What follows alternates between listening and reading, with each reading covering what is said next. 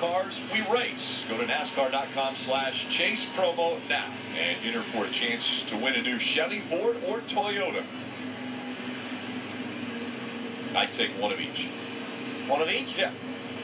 If it's one of the cars that one for your wife, one for your 2 kids? That's right. That's right. I'm a giver. As we see Alex Bowman bringing 88 back onto the apron, and he'll head back to the garage. Currently, the fastest lap turn has been turned by Ryan Blaney. Allmendinger up there on the chart.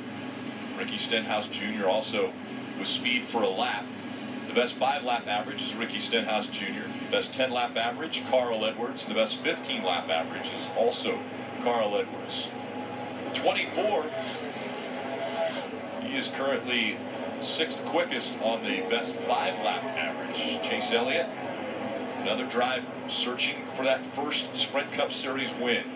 This has to be a track that this 24 car is looking forward to going to. Obviously, Hendrick Motorsports, they're prepared for any of them. So much success. Why he didn't have the finishes he was looking for in Kansas, in 31st, and even back in Charlotte. He led laps, both locations. Led 75 in Chicago, over 100 in Charlotte. Was just taking over the lead in Kansas when he had that mechanical failure that turned into a tire rub.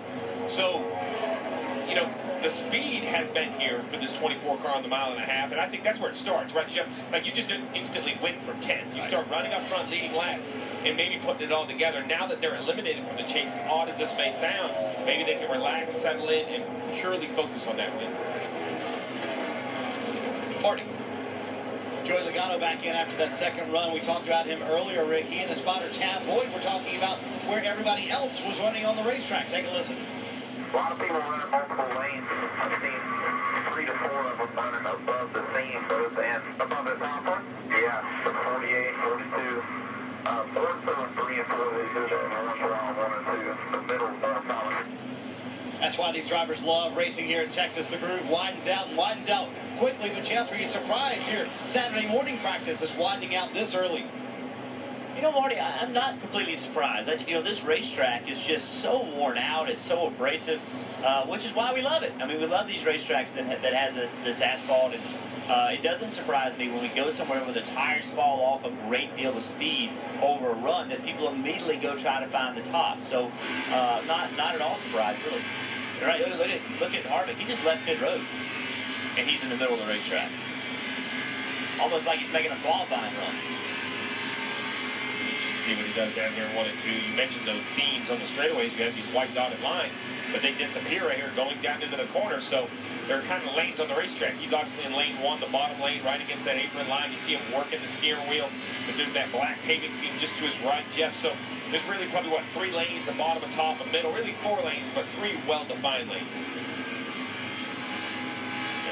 It's so fun to watch the drivers at this racetrack. I think people don't appreciate how much work goes in and how precise you have to be when you lift off the throttle. If Kevin Harvick drives in the corner 1 car length too far, he can't put the car where he needs it to be. And 1 car length too far at almost 200 miles an hour is pretty easy to misjudge. So you really have to be on your game. You really have to focus. This car looks really good. I know you see a lot of wheel input. It looks real steady right here. But as he leaves the corner and watches the wheel, he's going to start having to work it a little bit more. That's just him trying to get the front turned and also getting the rear tires to hook up as he accelerates.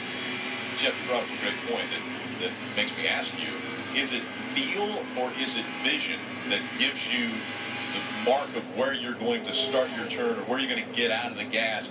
Do you feel that in a turn or do you see it? Yes.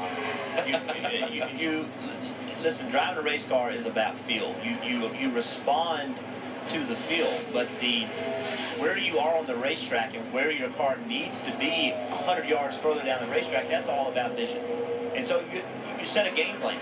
So as Kevin Harvick drives through the middle of the corner, he's thinking about corner exit right now. What do I need to do? Where's the throttle? Now, all that's done. Now, okay, what do I got to do getting into turn 3? How far can I drive in the corner? I need to lift right here, and he sets a plan on where he wants to be getting into the corner, so it makes him the best he can be on corner exit. So the corner's not disconnected from each other. We talk about the corner as the middle, the entry, and the exit. But if you don't do the entry right, you don't do the exit right. It all starts by the entry, and they're all connected, and you have to do every part of it right, or it messes up the other part. One thing that Kevin Harvick hasn't been able to put together has been a win at this racetrack. Kevin Harvick, there's 4 tracks that he is winless at that we currently run on. Pocono, right here at Texas, Sonoma, and Kentucky. So Kevin Harvick looking to advance into the championship for a win at Texas Motor Speedway would guarantee that.